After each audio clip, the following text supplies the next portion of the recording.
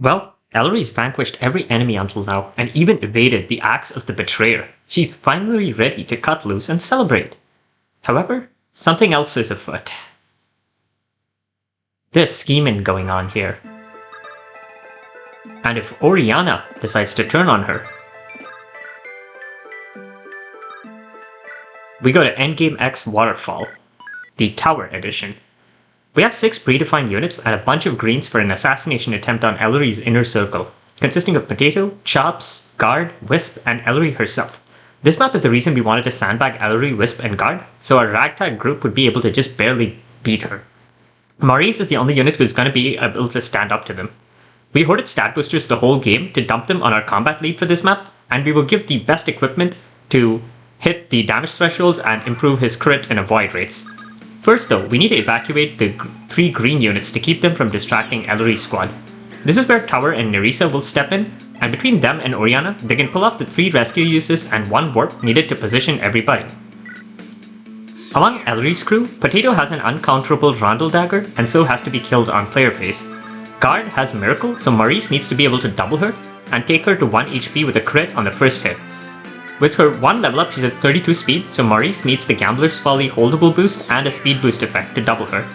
He similarly needs to crit Wisp on the first hit to activate her weapon's Miracle and double her to kill her. Then there's the main event. Endgame X exposes a lot of buggy coding of skills when in enemy hands, but I designed my strategies to work even if all the skills worked as described. If we didn't nerf Ellorie's luck, she would murder Maurice with the Fengyan and be basically impossible to damage thanks to the bulk boost. Nerfing her HP and defense in the 17x Carnival game lets our Maurice just barely be able to kill Fengyan Ellerie with 2 luck with a double crit, though I think things don't get pushed that far. And yes, notice that we have movement saves left over. That's how crazy this game is. We do have 1 new named unit, Rosvik, but he does nothing. And that will be Endgame X Tower in 1 turn.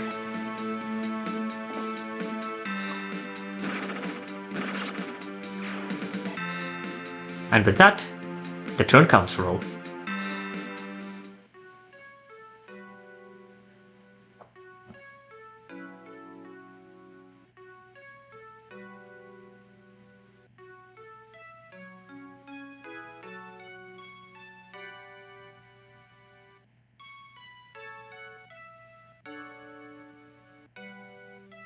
But what if Ellerie got another chance?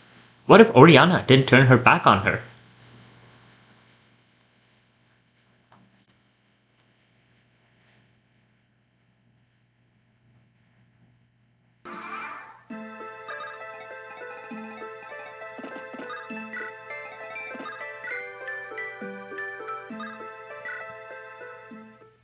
This time, we play as Ellorie's squad against the world. Guard is the unit we dump all of our stat boosters on. We will finally break out the S-rank Lance for the bulk boosted grants.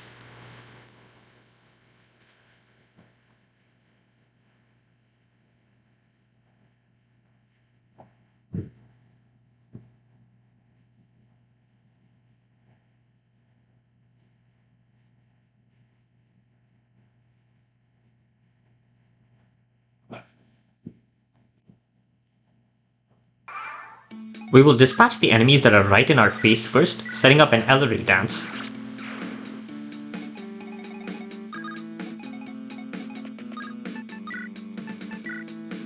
Guard doesn't need to deal with Miracle, and as such will instead opt for a crit boost to try to get to 100 crit so she can just one-shot all the enemies she faces.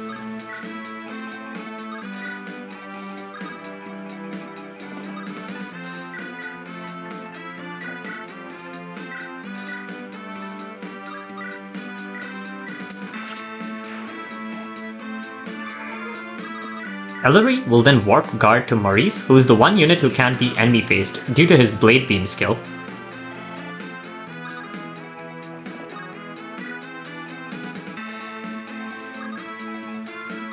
Guard Gale Forces off of him,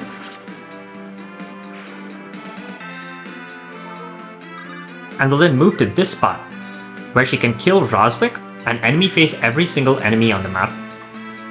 1 Swordmaster will go for Potato, but otherwise the enemy face will be a long conga train of enemies dying to Guard.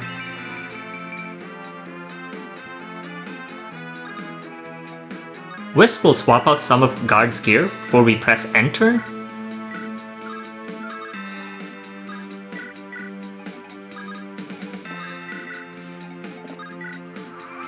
We'll see that Unari's and tower skills don't work properly in the hands of the enemies.